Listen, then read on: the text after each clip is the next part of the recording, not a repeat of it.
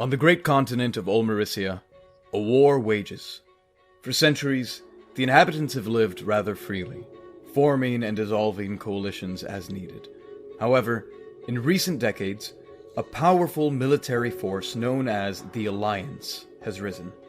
With unprecedented organizational and financial power provided by the elite of Ulmerisia, the Alliance now wages its third war in an attempt to finally seize control of the continent. The outlook is grim for the freedom fighters. In the port town of Shireen, smoke and flames reign where there once stood a central trading town. At the docks, a large cubic obsidian vessel, unlike any technology this world has seen, descends into the depths of the Varon Sea without a trace. Inside, a tall, slender, dark elf with pale gray skin and dull blue eyes addresses the awaking prisoners. Say, Rise, hello. I have to say, we have quite a special payload here. Very difficult to acquire, you lot. He kneels down to address the shortest of the prisoners, Rhea the Harpy. You know, you're kind of very tricky.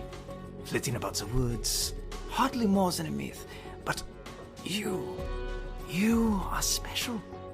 You couldn't help but pity the losers, helping them cling on to the pathetic lives they could hardly sustain themselves. But now, your talents will be put to use to make the strong stronger. You will be this world's salvation. The elf's gaze shifts to a similarly built, hooded figure sprawled out on the floor. Ah, you, the enigma, the twister of minds. I'd nearly begun to think that you were but a shadow, an empty spot in my trophy case never to be filled. And yet, here you are. I salivate just imagining the secrets that we will discover together. In the back of the holding cell, a ginger dwarven man with bright, fire-red eyes dusts off his ashen outfit and coughs as he comes to. I nearly forgot! My soon-to-be favorite toy, the Forgotten Soldier. The little man who thought that he could single-handedly blow the Alliance into the heavens. What was it you called yourself? General Phoenix? We are going to have some serious fun. Truth be told, I only had to execute you, but I just could not resist your charm. With that, the man stands up and begins to exit the holding area, turning over his shoulder to say, Rest up. You're going to need it. As he exits, the large sliding security door shuts closed behind him, leaving you in a long cell, the three of you, with a human guard watching over you. What do you do? We need to get the hell out of here. I don't know what their game is keeping us in here, but I've had just about enough of this place. As you say that, the guard, who is about 5 feet away from you, across the titanium bars, remains in his chair and just stares. So here's what I think. There's 3 of us. There's 1 of him. Why not get the jump on him? Are you whispering now, or is this? Yeah. I got. Did you not hear? I got a little quieter than my normal voice. You wanna roll for sneak on that? Roll for sneak on my whispering. That's fine. For our listeners, our 4 skills are sneak, speak, fight, and smart. We will be using D12s. Each character also has a certain amount of luck points that we will get to when we get there, as well as HP. So, if you have a different skill you'd rather use, I'm more than welcome to hear in your argument. But I think if you're trying to be sneaky, yeah, I'll sneak and whisper this to them. Go for it. Give me a roll of a D12 and add your modifier. All right. Oh no, 3. The guard continues to stare at you. Oh my. What do you 2 think we should do? What if we just asked the guard? Maybe he wants to let us go. I don't think he'd want to let us go. He's a guard. He's guarding us, trying to keep us in here. Well, come on. Give him some credit. He's a person. He's his own person. Maybe They know what's right and what's wrong. You see a slight smile creep on the guard's face. What are you smiling about over there, bucko? Okay, that's not the approach. That's not the approach. The smile disappears. Yeah, that's better. General Phoenix, that's your name, right? Yeah, that's what they call me. That's what I call myself. That's what everyone calls me. Call me General Phoenix. Okay, General Phoenix. I'll call you General Phoenix. Maybe, I'm onto something here, so I think we should just continue with that approach. Just a little bit, see where it gets us, maybe. What do you think? I'm sorry, I don't... What was your name? What the hell's your name, boy? What does it matter? It's not important, is it? Well, I guess that depends on what you consider important. What should we call you? What would you like us to address you as? Very well. I will entertain you with the pleasantries. Locus Tempus. That's fun. I like that. local temple? What the hell? Phoenix. What kind of name is that? You may call me Locus. Now, if Well, you're all done right, speaking Locus. to me, I'd like to get back to my despair, lying down in despair. Locus, give me a roll. Just give me a roll and let me know what you get. 10. 10? Okay.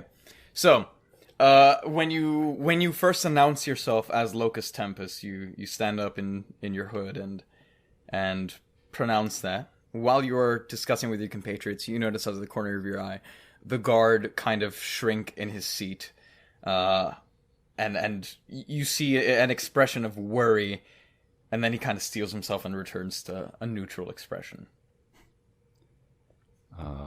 You two know each other, local? I stare at the guard and use my ability. All right, you want to give us a description on your ability? I don't know if I do. I kind of want it. You know All right, what it is. give me a roll to use it then. Sure. Are you? Can I ask what your intent with using the ability is? Is it to harm? What is it? Yeah, it's to harm. Yeah. Okay, that will do. Go ahead and give me a roll for it. So that would be 9. You give me a description of what it looks like as you use your ability. What does that look like physically for you? So I'm staring at him, twitching one of my eyes. Yeah. And delving into his mind and showing him all his insecurities. Okay, yes, yeah. So as you do that, this guard who you now know is named Job, because when you do this thing that you were doing, you gain a little insight into your subject. So this character that you now know as Job is sitting in his chair, and at first you see him stiffen up a little bit, right? Like he's almost like he's cold, and like he's fighting something, and then you see his hands kind of go to his head, and then he starts to scream. He goes, "Ah! Ah!"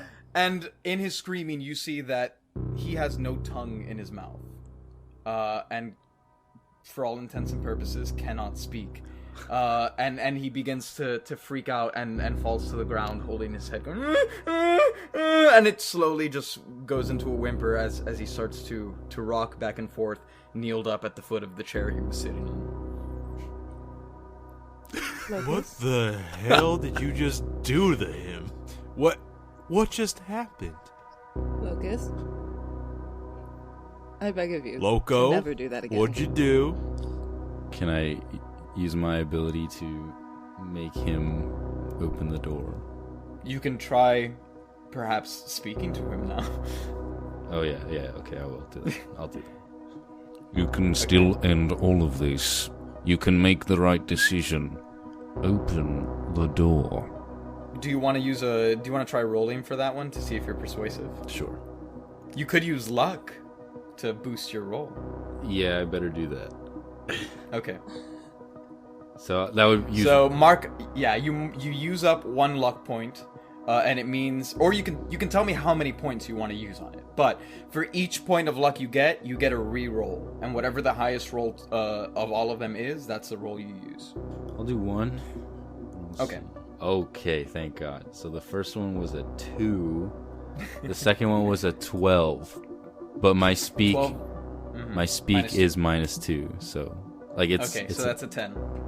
But in that 12, does that do anything or no?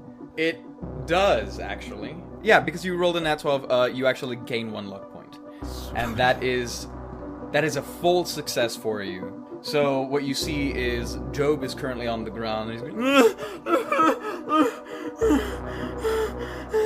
and he crawls away from you, and he backs up against the wall, and he's just crying. And then you see him dig through his pockets, and he tosses you the key into the cell, and you surmise that this probably matches up with the titanium bars that are holding you in the cell that you are currently in.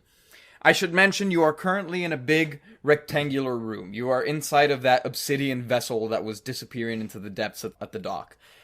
You do not remember coming into the vessel, but you wake up and you recognize, one of the back wall is obsidian. You see that sort of material that you're in.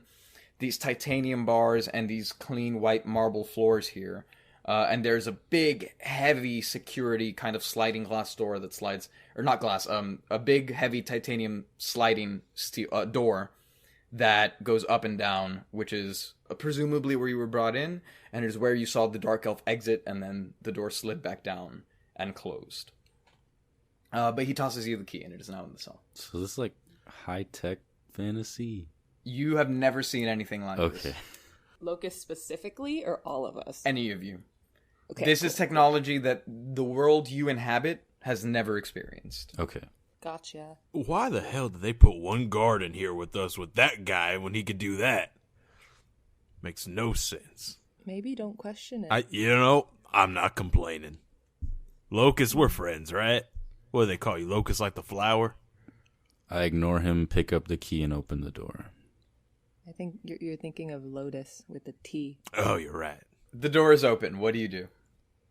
I want to go to the guard and make sure they're okay. Go for it. Oh, wait, but if they don't have a tongue, they can't necessarily talk. But you said their name was Job? Job? He knows that. I but know you that. don't He know knows that, but I don't know that. Oh. Like, Locust knows that? No one else knows that? Yep. Unless Locust tells you, or you ask Locust. I don't know if I want to talk to Locust right now. I'm just going to ask the guard if they're okay. Okay, so you go up to Job, and he is shivering and quaking on the ground, and you can see that Job is shaken. Clearly Shaken. not okay. And it reminds you of a child waking up from a nightmare. And he sobs, and you hear these muffled screams as he tries to get himself under control. And what do you do when you approach him? My hands are up, and it's just very cautious. Just look at direct eye contact, and I want to know, would my special skill help in this situation? You get a feeling that it might. I would like to do it. All right. So I will just. I'm gonna tell him though. I'm gonna tell him ahead of time. And be Go like, for it. Tell us. Hi, I'm so sorry. I'm so sorry. I don't know what happened. I don't know what he did. But if you would like, I would love to help you. And Job kind of nods his head a little bit as his hands are still clasped around his skull, and it almost looks like he's in some sort of near physical pain. Okay. I'm gonna take your hands away from your head, and I'm gonna replace them with mine, and I'm gonna make our foreheads touch, and then I'm gonna do what it is that I do. Roll. 7. You touch foreheads, and you do what you do, and there is a light and a warmth that kind of emanates from you. And your hands over Job's and your forehead against Job's, you share that energy with him, and you feel his breathing start to relax, his heart rate start to drop, and you almost share a moment. It's like mentally, if you had a little bit more of a link, you could see something. He's opening up to you, but you can't. But you simply get the sense that whatever just occurred was something very, very real. You don't know what it was, but he seems haunted by something. And as you relieve him, it almost feels like he comes to terms with whatever it is that just occurred to him. And he relaxes, he looks up at you, and he clasps one of your hands with both of his, and just looks into your eyes as a way of saying thank you. With that, he stands up, and you see that Job has taken some sort of determination, I guess. Something has changed within his demeanor, and he seems motivated to try and communicate something to you. At which point, Job then points to the large sliding door that leads into what you presume is another chamber of the vessel. He points to it, and he very heavily signals no. And he makes like a motion with his hands that indicates big, like large quantity, something like that. And then he points to a little golden box on the left side of that door. And again, he X's kind of at it to try and communicate the message that there is some sort of inherent danger relating to that box. Thank you. They locked me in a room with a bunch of wizards using their head powers and stuff. I don't understand it. You don't have to understand it, General Phoenix. Let's just find a way out of here. Oh, look. Another general using insipid machismo to try to get things done. Typical. What did you call me, local? You said nacho? Call me a nacho? Not about that. I don't like nachos. More Everyone of a Cheeto roll a kind smart of guy. check for me. Okay. Oh, a smart check? Mm-hmm. I like these skills. They sound more condescending.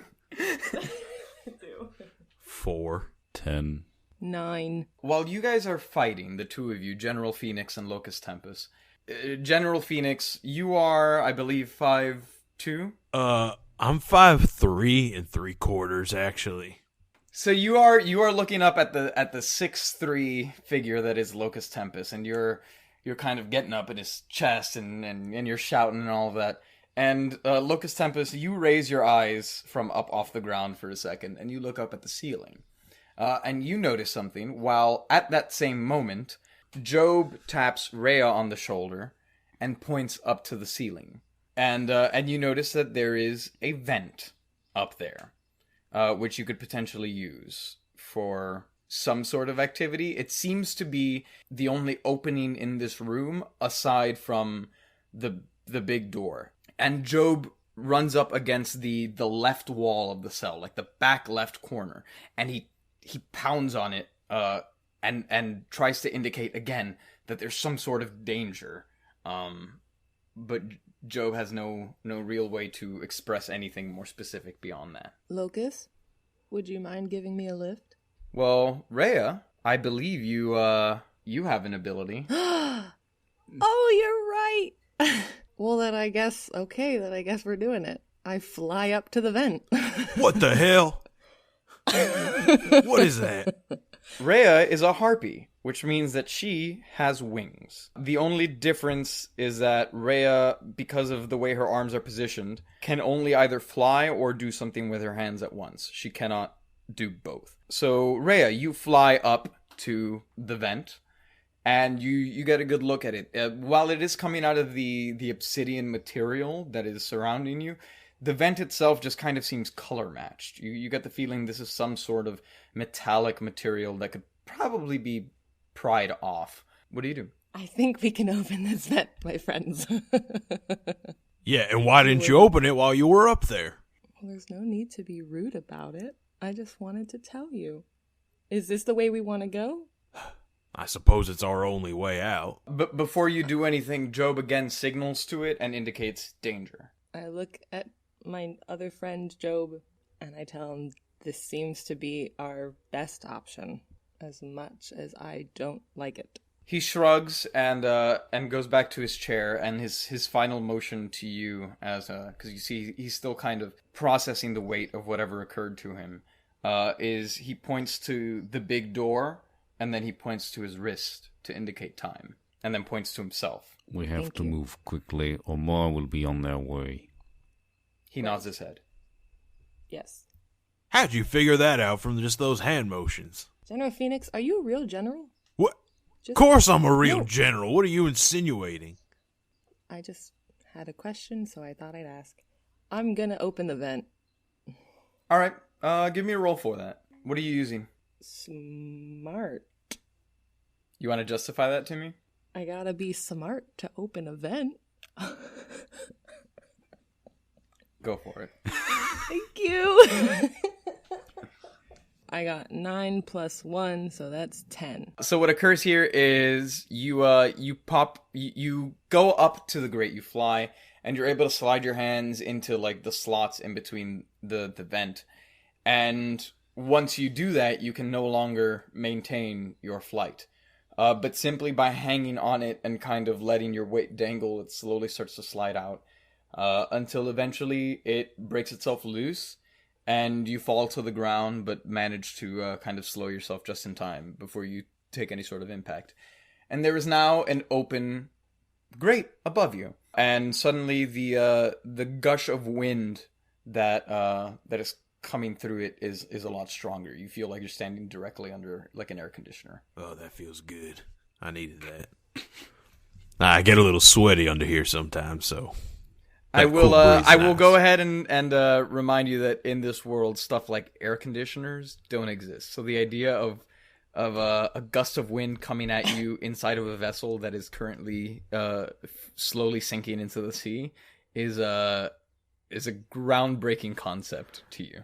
Now, I don't know what the hell that wizardry is, but it feels good because I get a little sweaty under here. So I appreciate this witchcraft. So, Ray of the 4 foot tall harpy, right? Are they 4 feet tall? 4'11". Or 4'11". 4'11". Oh, so have 5 feet. Okay. Their hands are wings, or like their arms are wings, or It's almost like a dragon in the sense of they have wings with hands at like the end of it, Like a so pterodactyl. It requires the use of the arm. Yeah. Yeah. okay. That is all. Are there? What do you mean that is all? Throw me up there, Locust. Is there any furniture in the room? There is the chair that Job is sitting on. Does it look like standing on this chair could reach that vent? You could. You could stand on it and make a little bit of a hop and grab onto the vent. I walk over to Job and I motion for him to stand up. He immediately stands up and moves out of the way. When he sees you walking towards him, he backs up into a different corner. I grab the chair and I place it under the vent, and I climb into the vent. Hey, where you going? Give me a smart check. 15. You hop up, you grab onto this ledge, and you pull yourself up. Your kind of slender frame is built relatively well for the size of these vents. You're tall, so you can't really turn around, but like you can maneuver all right within them. What you see in front of you is first you are hit with this blast of wind, which is chilling. It's a little hard to keep your eyes open because it's cold. And it knocks my hood down. Yeah. And so what you see is you surmise that in front of you are a series of ducts. In front of you, you can see it heads straight into some central chamber, but you can also see that there are some diverging pathways. You see that there are, for your context, essentially wires. But you don't understand what that is. So you just see these vessels that seem to carry some sort of energy. And they seem to be a few feet in front of you, about where the security door would be in the room, and then heading straight into what you would guess, is probably the center of the vessel. And in the center of the vessel, you see that the ducts end in this one much wider duct. And from that duct, there are beams radiating constantly. There are, and you see it diverging into different pathways, almost like they're being directed specifically into different areas. It's this bright blue light, and so you see every now and then you'll get a gust of wind coming from that central chamber. Other times you will see that those the vessels light up and carry energy to their destination, which ends at what looks like some sort of box And then constantly from there, you are seeing bursts of, you're not sure what kind of energy or magic or what this is, but it is bursts of some high power, intense energy that is being directed to the left and right of where you're looking. The central chamber out to the left and right. And that is all you can really surmise at the moment. You get the sense that if you were to catch yourself inside one of the blasts, it would not be ideal. Intriguing. So there's the central pathway, and then there's some diverging ones. Do you know? Yeah, what you can see right now, what is visible to you at the moment from your position, is you can head straight into the central chamber, where all the energy is emanating from. A little ways forward, so a bit in front of you is kind of that box where the cables essentially end. And then a little bit beyond that, there are ducts that go to the left and right. Guess I'll check out the duck on the left. Are you taking any particular precautions with your movement? I am now. I'm just curious.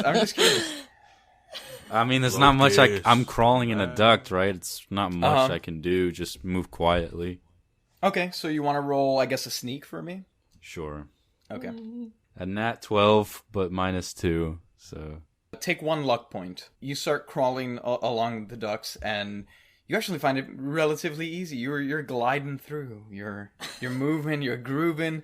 You pass over that box where these vessels converge, and then you keep going a little bit more northerly, and you turn to the left.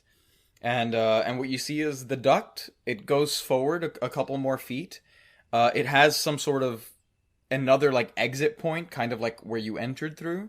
And then at that entrance point, the ducts turn right again. I'd like to look down into the entry point. What you see is it kind of looks like this might be the main chamber of the vessel. You're not sure. You don't really... you see walls a little ways off, but it doesn't look like a contained room. Like, you can't see the end of it, at least not with the vent in place and where you are. You can only see a portion of the floor. But currently, it looks clear. Do you want to roll some sort of investigation check for me to see how much... Yes. If you gain any extra insight? Yes. That would be smart, I guess. Okay. This was a critical fail, but then +6. Lose 1 luck point. And in a moment of rare stupidity, you go over the grate to try and get a good look. You're trying to look deeper into the corners of the room that you can't see into. And so you put a little bit too much of your weight using your arms on the grate, and it pops out from under you. And it falls to the ground, it clatters, it makes a loud metallic noise, and you are now dangling from your waist down into the room. So like your head is in the room, but your legs are in the duct. And you see this big crystalline structure in the middle of the room. It's almost like a dome.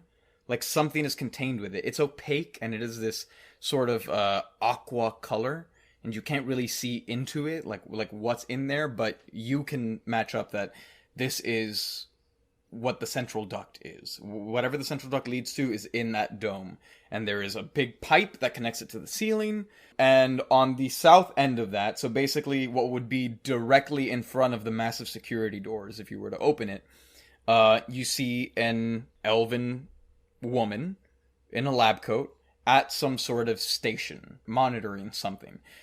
At the far end, so the opposite end of where you would be in the holding cells, is another one of those big security doors. This one has like some sort of golden ornate gears on it, and standing guard there is an orc in uniform, very similar to Job's uniform. And with that noise, both the doctor, so to speak, and the orc turn around to look there and are about to spot you. I'll give you a second to try and pull off some sort of reaction. Just quickly scoot back into the vent. Hope that they think it's just a big skeever. Okay, what do you want to use for that? And give me a roll. Sneak. Okay. That would be a 5. That is a mixed success. So, what is going to happen is you are going to slide back into the duct. So what happens is basically they spot you, and they see you dangling straight up. They know you're there. They know you're the person who was in the cell. And you see the orc immediately draw what looks like some sort of hand crossbow type thing, and aims a shot and takes it at you right as you slide into the duct. And you hear chattering from inside, something like, "You're trying to escape!" And you get the sense that they are now aware and most likely on their way to do something about that.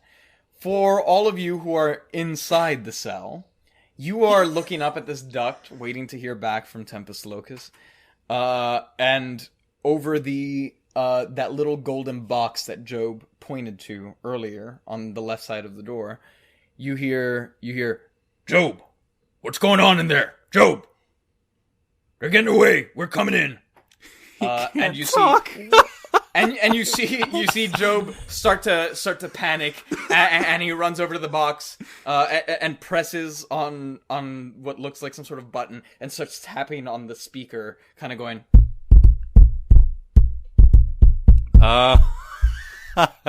That's funny. That's brilliant. But you hear sort of rushing, and you get the sense that all of Job's tapping is not gonna necessarily stop whatever's happening right now. What do you do? Job, it's you time come to over go. here and give me a boost into the vent. I was gonna offer flying you up there. Can you carry If me? that's I'm a little. possible. Yeah, I've been eating a lot lately, and I wouldn't want to bring you back down to the floor. I don't know. Can you lift me? You could try. While you guys are having this conversation, Job points at himself and goes, "Ah!" Oh Okay. yeah, I guess people are coming. You know what? Just go ahead and try flying me up there. Yeah. I would like to try flying Phoenix up there. Okay, give me a roll for that. What are you using? Maybe sneak. Do it quietly. I might allow sneak. This really feels like a fight roll to me, because it's a strength check. Yeah. Fine, I'll use fight. But I won't be happy about it. Well, it was a natural 12, but with my modifier, it's -1, so it's an 11. So you pick up, and it was a natural 12, right? So add 1 luck. Oh, yay. You pick up General Phoenix. You dig your clawed feet into him, and you lift up with all of your might. He's a stocky dude, and he's bigger than you are. But you really, really flap, and you get into the vent, and then your legs are dangling, so General Phoenix is just hanging from the ceiling of this room. And you manage to brace yourself against the walls of these obsidian vents and push yourself in and just barely drag him in as you hear the door open. General Phoenix, as you are being slowly and terrifyingly dragged into this vent like some sort of animal's prey, the last thing you see is you hear gears start to whir inside the big door. Job looks really panicked, like almost at the point of tears. He doesn't know what to do.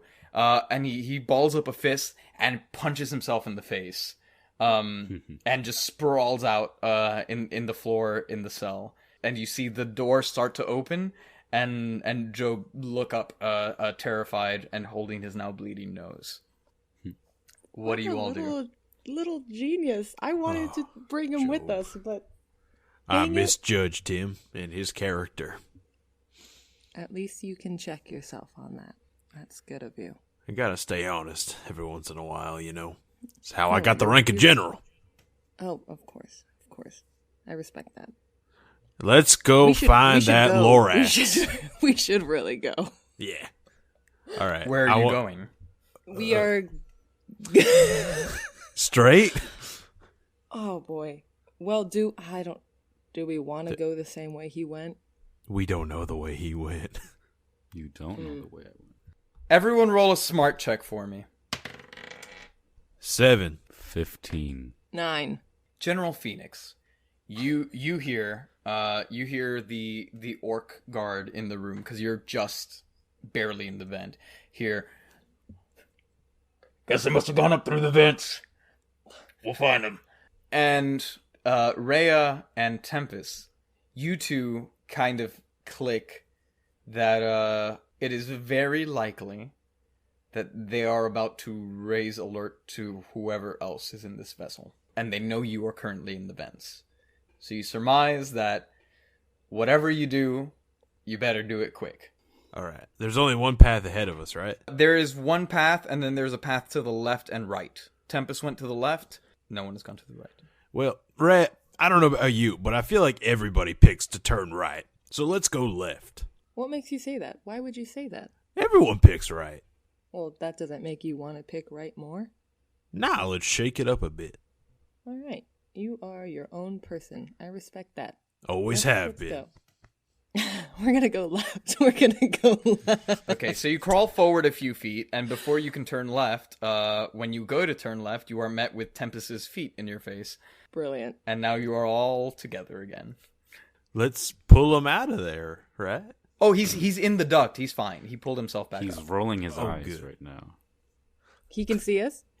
Mm-hmm. Oh. I hear you. You guys are loud. We found you, Oh. Temple. All right.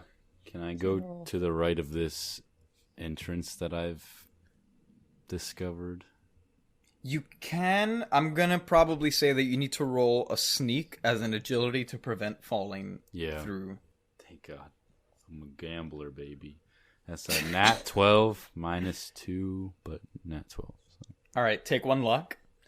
And so you kind of nimbly and smartly manage to place your hands like around the corner and then put your walk, foot baby. Yeah, put your foot up like on the wall of the duct to push yourself into the next corridor without falling in. Luckily, so far you don't see anyone beneath you, so you get the feeling that you made it through relatively safe. But of course, there's a gaping hole here where people can see through. But you get the feeling that whoever was in this chamber has now run into the cell. If they're going to stay there long, you can't really tell. But this main area seems like it might be empty. Now, so you turn this corner to the right, and you see all the way down in front of you, there's another right turn. And then a few feet ahead of you, again, there's a left and right turn. Oh, boy. If you go to the right, that leads you to the central chamber. If you go to the left, you get the feeling that it's probably some sort of other, probably a room, kind of like how the cell was up against one of the walls of the vessel. You get the feeling that it's something similar on the other end. Roll for me. Just roll. And tell me how many luck points you have. 2. I have 7 luck points. As you you kind of crawl your way up to this left and right intersection, you don't quite enter it, but right as you're about to kind of get a look to what's to your left and right, you hear something rumbling, and you step back just a second, and one of those big blue bursts of energy rushes across the duct. And it lasts for, I would say, probably 10 to 15 seconds. From left to right? From right to left. So from the central chamber to the left. Makes sense.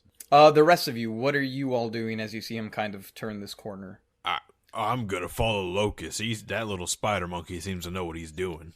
There's no one currently in the room below. I would suggest you two check it out. I'm going to scout ahead. All right. Rules to not split up, but I guess we're splitting up. Okay. I will reluctantly listen to the Lorax over there. So you're dropping down the grate that he broke? Yes. Sure. You kind of ease yourself in through this little hole that your friend graciously made for you. And you drop down into the central area. Rhea, you float down gracefully. Nice. And what you see is... Everyone roll a sneak for me. 4. 10. Yeah, Rhea, you come down gracefully, and General, you drop down and you step on the grate, and it makes a little bit of a clang. Nothing too major, but you hear rumblings, right? And so you are now in the bottom left corner of some big room. So what you see is immediately to your right, against the back wall, is a large open sliding door that leads to the cell that you were just in. And you hear people arguing in there, just general discussion, and you You don't notice anything in particular. But you see some people are climbing up into the grate, and other people are not. That's all I'm going to say on that. Again, you're in the bottom left corner. So, the left wall, there is a regular door. It's a heavy steel door, but it doesn't look like it's mechanized in any way. It's just a regular door. Directly ahead of you, so the northern wall, is another one of those sliding doors. Like I said earlier, it has some of the golden gears on it. It's a little more embellished. And then to your right, you see it's another sliding door-ish, but instead of being made out of like titanium, this one is part of the obsidian structure that makes up the walls of the vessel. And to the left and right of either one of these doors, to the left and right of this door, are what kind of look like two more rooms. There are two more steel doors. These look like smaller rooms, where the section that you were held in and the other big doors that you're looking at, they look like long sections that occupy the entire length of the cube that you're in. This one is like two smaller compartments on either side of a door. And then in the center of the chamber is this big crystalline dome that is aqua in color, and there's some sort of terminal station on the south side of it, so like directly in view of the cell that you guys were just in. Rhea, I think we should sneak over to this door on the left of us here. Okay. Do you concur? Sure. Okay. Let's do it. All right. So you're trying to enter the room? Yeah. Or are you yeah. Okay. Roll for me. I assume you're using sneak? Yes. Okay, go for it. 6. 7. You manage to work your way over to the door. However, both of you, as you're getting to this door and you start to open it, one of the guards, the orc from inside the cell, comes out and he says, "I'm gonna go check out that noise." And as you are sliding the door shut behind you, he spots you and says, "They're headed to the quarters." And you shut the door behind you, and you manage to lock it from the inside, and you feel safe. You take a breath, and that is before a bolt comes your way. What, like when you say bolt? A bolt, General Phoenix. As you shut this door behind you, and you lock it, and you kind of put your hands up against it to rest for a second, you suddenly feel a shooting pain in the middle right of your back. Ow. You let out a grunt as you turn around, and you see a human man who now has a crossbow-like device trained on both of you. He's now fired a shot into you, and then trains it on Rhea. And what you see in this room are basically 5 beds. You see 5 beds with little foot lockers at them, and two on the northern right end of the room is another one of those golden boxes. And this human that just shot at you is in the south corner. So take 1 point of damage for that bolt. Ouchie. What do you do? Actually, let's go back to Tempest. And then we'll come back to you. This left to right pathway, is there a box there in the middle? Or no? You actually don't see any boxes here, no. Okay. I'll just go explore the left passageway. You know what? I'll wait a minute to see this laser pattern first. Okay. Do an investigation roll for me on that to see what you can surmise. 14 using my smart. You surmise that the patterns are a bit random. Generally speaking, they're going off maybe every 30 to 45 seconds. Sometimes the blast comes a little early, sometimes it comes a little late. You get the feeling that it's adapting to something. But either way, they are coming in relatively consistent bursts with about half a minute of rest in between. Since you spent some time studying that, we'll come back to the room. So you're in the room, and there is this human with the crossbow trained on you. It's this silver crossbow with beautiful embellishments. It's much fancier than the stuff that average folk or mercenary would have where you are from. And he has it trained on Rhea, and he says, "You won't get away with this! They'll be here in a second. They saw you. They're coming. You will not escape. What do you do? Put my hands up again. You all put your hands up? I put my hands up. Now, I want to talk to him. I want to talk to this kid. Are you sure you should do that? Who are you saying this to? What? Okay. Who are you saying this to that you want to talk to him? I was telling this to Ray. I'm going to talk to him. Are you sure, General? Listen here, son. We could get you out of here. You don't know how to use that thing in your hands. I had my back turned to you. You could have shot me in the head. We can Rhetoric help you is out. for the weak. And he looses a bolt. Oh my god. Oh my god, that is a crit. Rhea, he shoots and it lodges itself right into your abdomen and you take 2 points of damage. Okay, I And need everyone to hold on. As he's doing that, you see him immediately load up another. I bolt. run And this towards him. No, You run towards him. I run and punch him. All right. Roll initiative for me. All right. No. Rhea, is that are you abstaining from the fight or are you joining in? Actually, roll initiative because you're gonna have to take turns regardless, whether you're fighting or not. And that's the D12, right? Yeah, D12 and add your fight modifier. Okay. Oh, nat 12 plus 2 is 14. All right, General Phoenix. I believe you're up first. 4. 4. Okay, so you are last, and our boy is second. All right. What do you do, General Phoenix? I punch him. Try and knock him out. Oh. Okay. Go ahead and roll for me. It's just a fight roll. 10 plus 2, 12. Yeah, that is a nice full success there.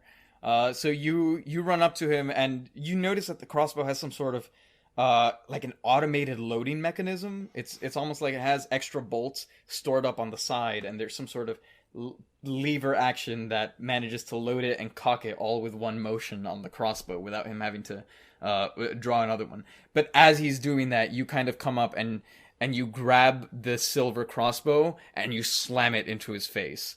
And you hear a crack at the bridge of the nose as he kind of stumbles back, and he drops the crossbow, but he scrambles to pick it back up. He is now prone on the ground, and he is going to take that already loosed up crossbow, and he's just gonna quick, draw and shoot immediately at you. He's on the ground. He's aiming for your neck.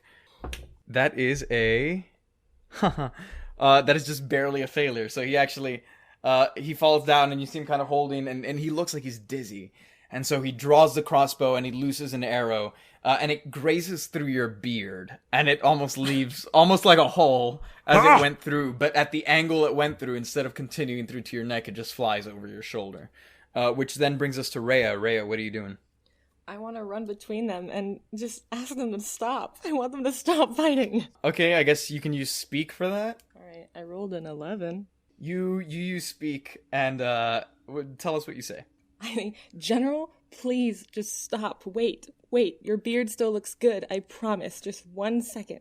I've been working on this beard for 62 years. General, and it looks as good as ever. Just hold on, and I will look at this dude, this person. And the soldier says, "You've been working on the beard? I just got my nose done." Yeah. I look at the guard. I'm like, what's your name? What's your name? I'm gonna say this is actually gonna fall on General Phoenix for a second. You get the feeling that with the calm that's going on, you could possibly converse. But you also get the feeling that if you were to continue to agitate the situation, he is not far enough convinced that he would not continue fighting. Are we talking about Phoenix, or are we talking about the guard? Yes. Got it.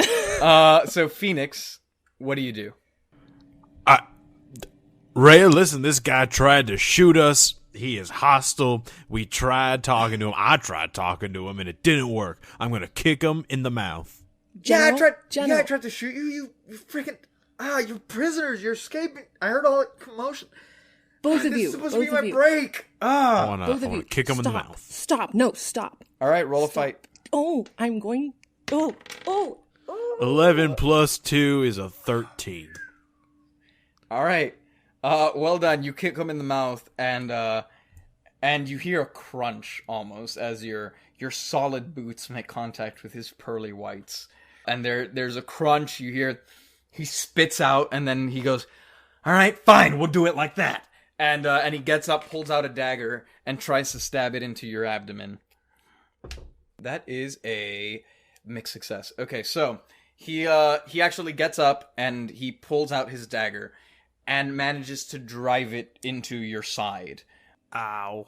And he says, you're weaker than the rest of us, and this is why you will fail. And as he's kind of monologuing, you manage to elbow him in the side of the head. And now you guys are interlocked, and he has his dagger inside of you, but you have your arm pressed up against his neck, and you kind of have him pinned down. So you will have a lucky roll if you stay in this position on your next attack. Rhea, it is your turn. What do you do? Oh, and take 1 point of damage. Okay. How bad does General Phoenix look? Not too bad. Okay. He's like, I mean, he's hurt, but Sure. he's not like on Fine. death's door. It's a Right, flesh he's- wound. You get the sense that Phoenix could take this much damage for fun. Jesus.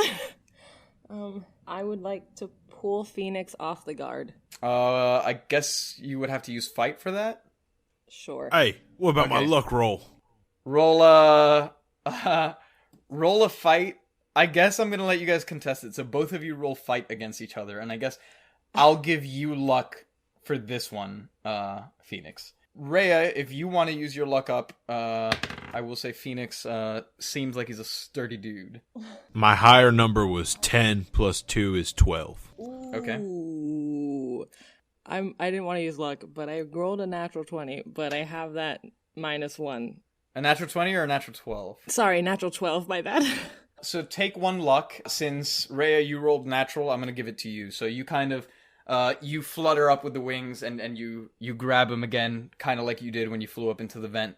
But this time with one big sweeping motion backwards, you manage to knock him on his back. And now both of you are laying on the floor, sprawled out. And that brings us back to Phoenix. What does it look like the guy with the crossbow's doing? It looks like he is trying to get back up. He gets the sense that you're not going to quit, so he's not. Is the dagger still in me? No, as she pulled you, as she flew up with you, he still had the dagger in his grip, so that kind of slid out. All right, I want to rush him and bash him against the wall. All right, roll for it. I got a 4. That is a failure. So you rush up to this man, and as he's kind of getting up, he sees you running, and he flattens himself on his back and lifts his legs up. So as you run toward him, he places his legs into your pelvis and pushes you up over him and slams you into the wall. And you take 1 point of damage. And you are now lying flat on your back. And that brings us back around to Mr. Soldier. And Mr. Soldier is going to come up behind you. And let's see if he succeeds. Oof, he does. And so he comes up over you, and he grabs you by the hair, and he places his dagger at your neck. And he says, your own army didn't want you. They forgot you, and what? You thought you could take us down? and he says, oh no, but you won't get out of this too easy. No, not after what happened with you. And he starts to take his dagger and draws a line from your neck down into your pec, and you start bleeding from there. And you take another point of damage. So that's his action for the turn. Rhea, what are you doing? He's hostile, Rhea. Yes, I do. Shut up. Pull No off. shit, he's hostile. Like, yes, I'm gonna. He says, nah, I'm friendly. I'm real friendly. Oh, ew. I like. I'm gonna pull him. I'm gonna do a similar action to what I did to Phoenix before and just try and pull All him right. off of him. Roll for it. So it's going to be a fight contest. 11. All right.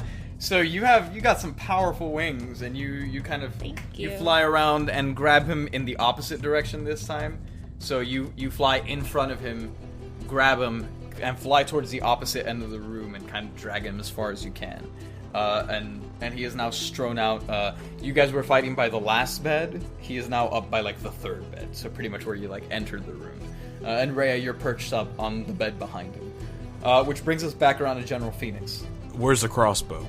The crossbow is actually on the ground near you. All right, I'm gonna pick it up and shoot it in between his eyes.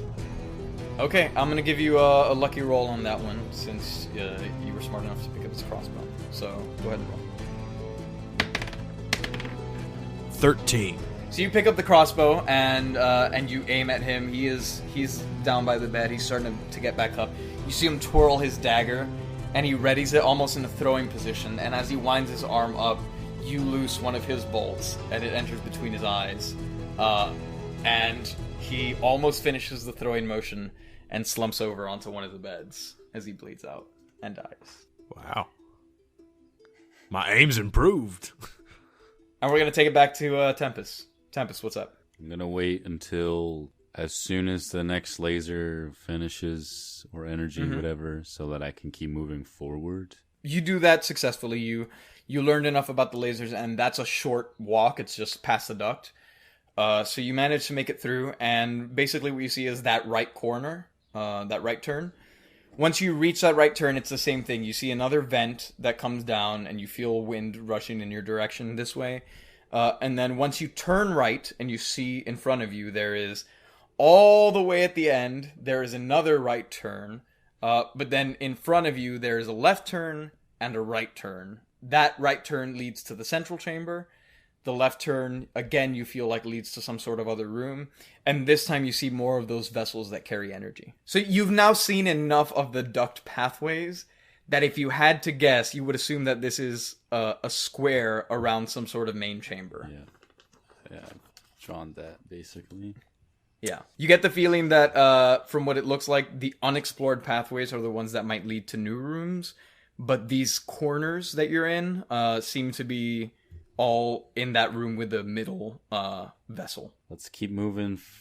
I guess this is now like the middle top section. I'm just looking for more rooms to fall down into, I guess. The next like new room that you think you see is basically on your left.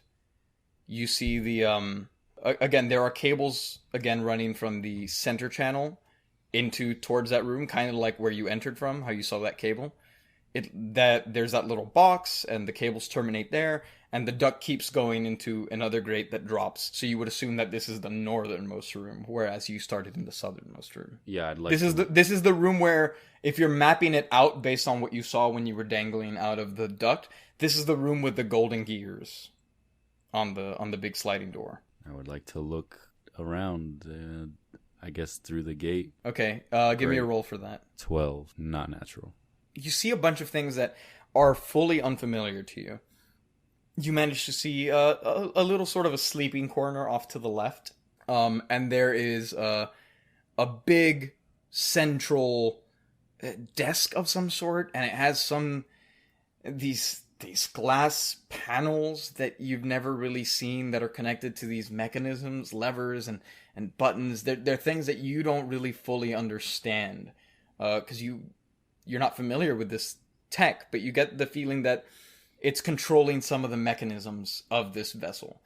Standing at the terminal, you see the elf from earlier, the dark elf. And up on the northern right part of the wall, just to the right of the desk, is another one of those golden terminals that you saw in the room. And since you rolled so well on intelligence, I will give you another note. Based on the dimensions that you've seen of the room when you were dangling in, and the holding cell, and now this room that you're observing, you surmise that if the center room is a smaller square within the bigger square, these rooms don't take up the full length. There's something that from where you are, you cannot see that is unaccounted for in the corners.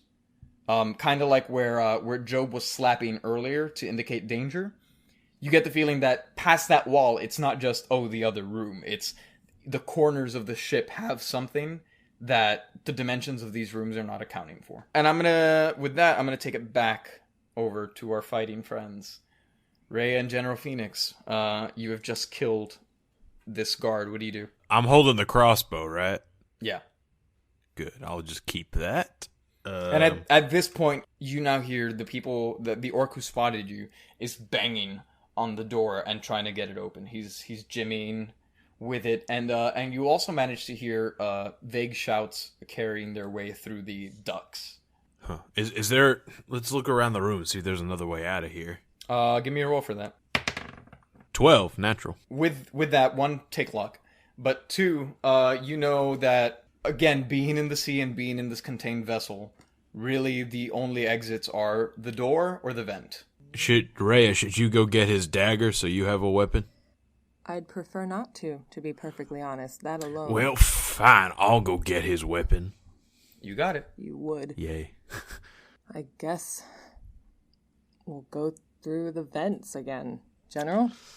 It's either that or the orc, and I like our chances in the vent better, so let's crawl back up there. You seem like a fighting man. You don't want to take your chances with the orc? That guy sounds pretty big, so I say we go into the vent. So I guess I have to open the vent.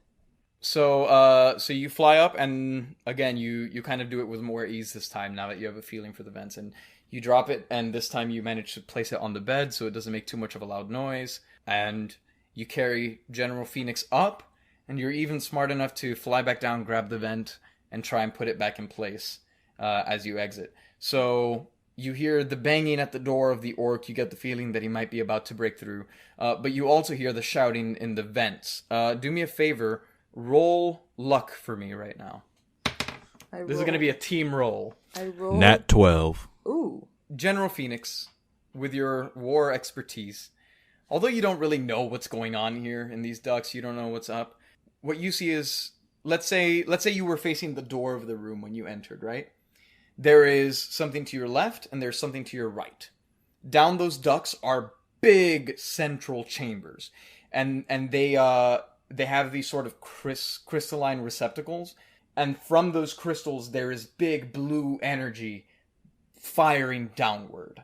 And it's kind of it's in bursts, and you see then so that's your left and your right. Straight ahead of you towards the center of the vessel is the big central chamber that you've all seen earlier, and you get the feeling that you are immediately in harm's way and you are running out of time to escape. You don't know what's happening, but you hear a grumbling. It sounds mechanical to you. It almost feels like weaponry. It's not, but your spider sense is tingling. What do you do? I say we go to the center and figure out what this thing is. All right, I'll follow you. You're going straight to the center? Yeah. Okay. Wait. Before I do that, Can I use luck to heal? Yes, you can. Okay, I'm going to use 1 luck. All right. Roll 1d10 and regain that much health. 10.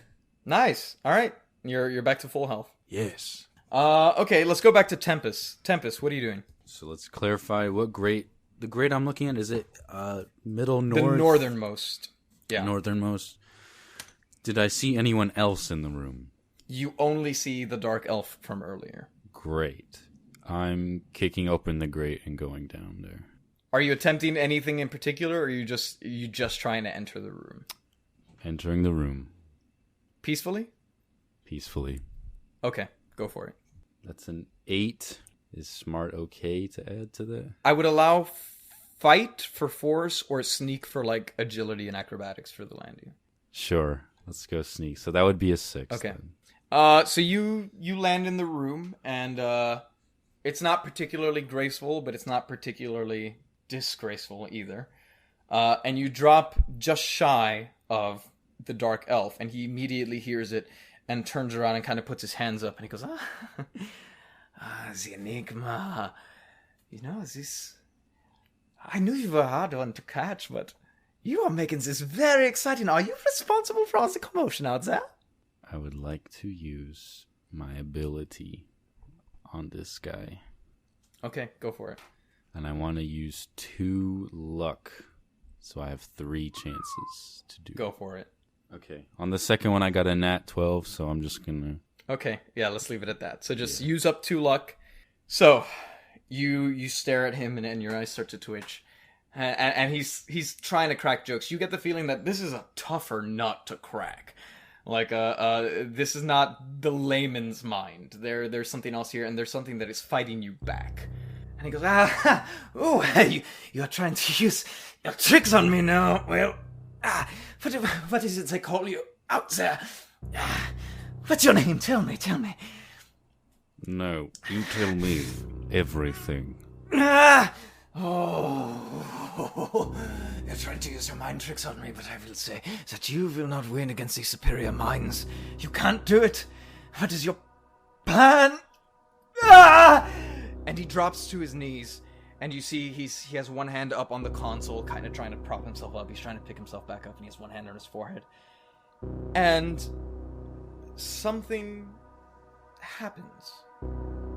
You gain insight into this man.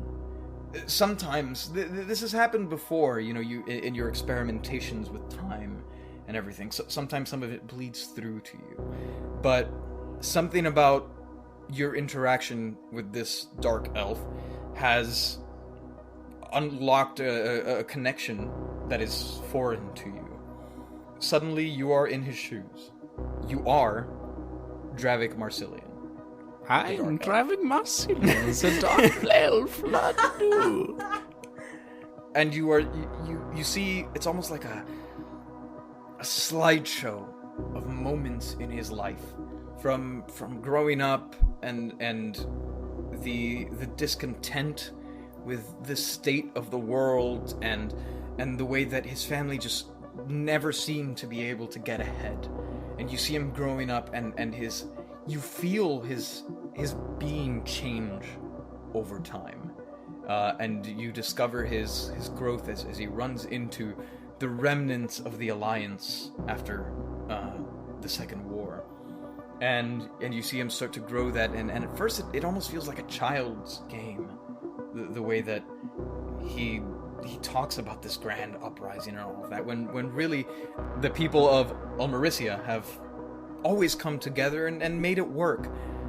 But something about this man's drive brought the group together and made the Alliance more powerful than they could have been before. And despite his ranking as a relatively poor dark elf, a nobody, he has risen the ranks amongst the wealthy elite of the land, now trying to form the Alliance.